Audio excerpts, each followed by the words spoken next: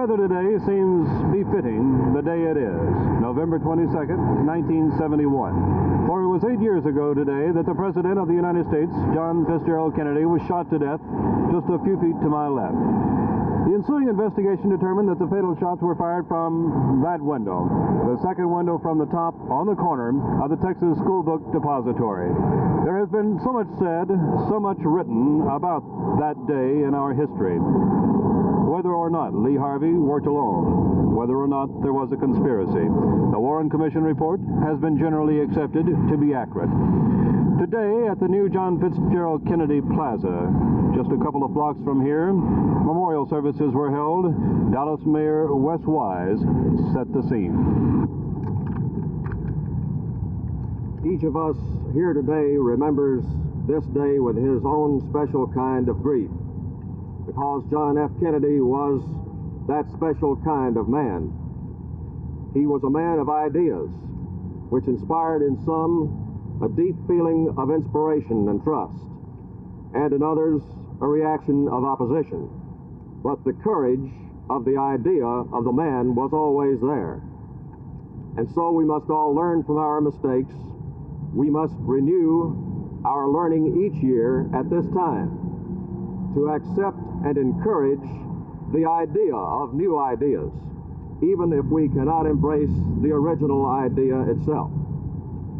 And we must learn to accept and respect the man of courage behind those ideas, as Dallas turned out in thousands to show her acceptance and respect of John F. Kennedy those 8 years ago. Today we return in renewal and in dedication to the spirit of John F. Kennedy, truly a man of ideas and a man of ideals.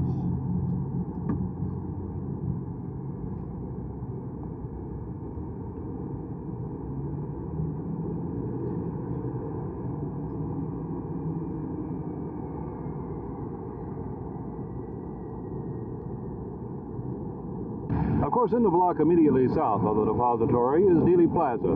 It is here that you will find a map of the parade route and the assassination site marked. It is also from here that tourists come to take pictures, to look upward to that 6th floor, and to speculate on what may have happened. On a little bit brighter day, late last week, we talked to a couple of those tourists about why they had come to this spot. Good morning. Where are you from, sir? Kansas City, Missouri. What brings you to this place today? To see the memorial and the actual site where Kennedy was killed. Have you been here before? Yes, we have. How many times would you say? Oh, we've been here at least 2 or 3 times. Now, being from Kansas City, why are you in Dallas? Certainly not just to view the assassination site. No, we're on vacation, but we always stop by to see it when we're here.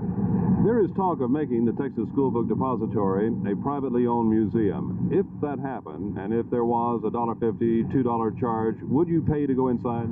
Certainly.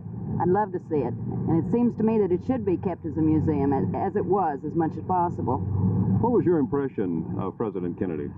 I thought he was a great man. Of course, he made mistakes like all presidents, but he died at a very untimely time, when I thought he could have done something for the United States. When the shots were fired from that window into this street, of course, President Kennedy was killed. But also wounded was Texas Governor John Connally. He held a news conference in Washington today, and from him came maybe the most startling remarks of the day. He was asked by Sarah McClendon how he felt 8 years later.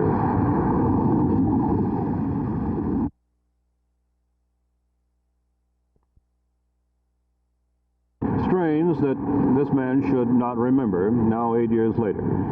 It's also strange that there are no tourists here today. Maybe it's the weather, I don't know, but there is no one in sight except myself and the cameraman. They'll always come. How long they'll come and what their thoughts will be as the years go on remains to be seen. But this is the big tourist attraction, whether we like it or not, in the city of Dallas. From Kennedy Plaza, this is Jim Mitchell, Channel 8 News on the Move.